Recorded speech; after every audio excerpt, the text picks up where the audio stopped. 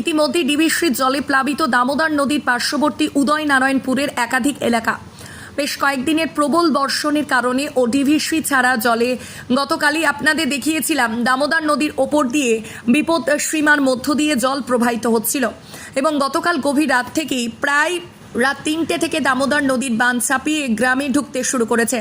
ইতিমধ্যে উদয়নারায়ণপুরের বেশ কয়েকটি গ্রাম, যেরকম উদয়নারায়ণপুরের টোকাপুর এলাকা পুরোটাই জলমগ্ন হয়ে উঠেছে। পাশাপাশি কুর্চি শিবপুর গ্রাম পঞ্চায়েত পুরোটাই জলমগ্ন।